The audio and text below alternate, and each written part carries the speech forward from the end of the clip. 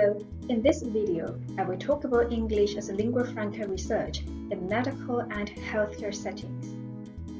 As we talked about in the previous videos, English as a lingua franca, or ELF, refers to the use of English among speakers of different first languages who choose to use English as the common communicative medium of choice. It is important to remember that when we talk about using ELF, we're not talking about using English monolingually, but using English multilingually, meaning that ELF users can use English and also other languages when they find it suitable in the interaction.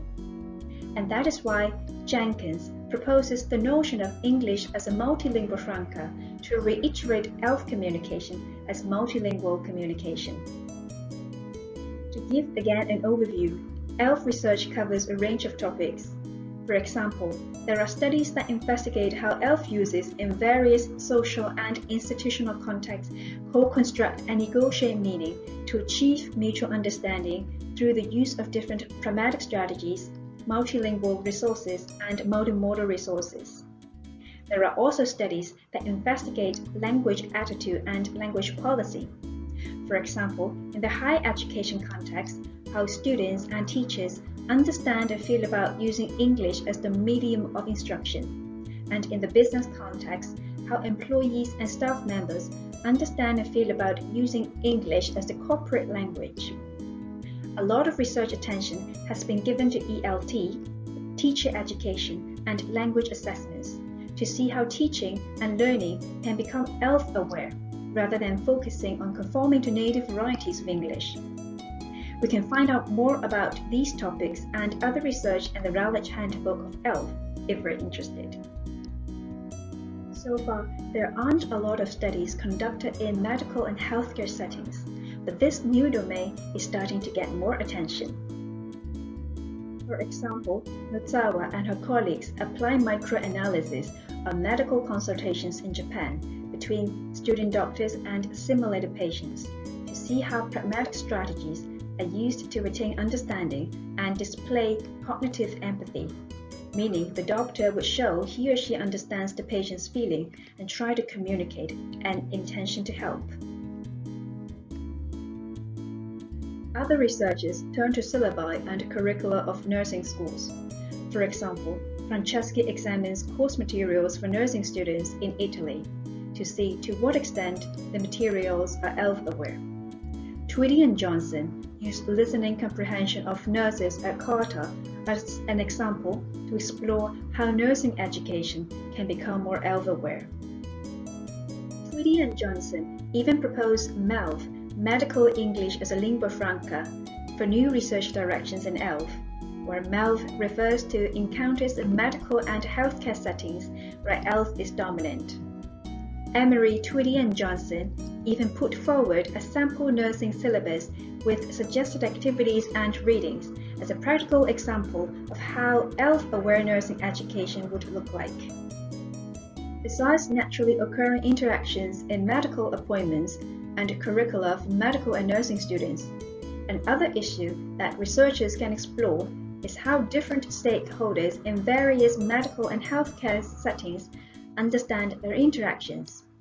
These stakeholders could include patient and the carers, family and friends who accompany the patients through their journey at particular healthcare facilities, any ad hoc or professional interpreters who use ELF, medical providers, including not just doctors and nurses, but also different healthcare assistants and members of staff who would interact with patients, ranging from those at the register or admission to those at the stage of discharge. And finally, people who are involved in policymaking for healthcare facilities.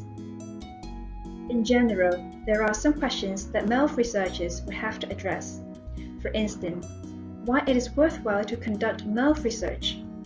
How does assessing ELF encounters in medical and healthcare settings enrich both the fields of ELF and healthcare?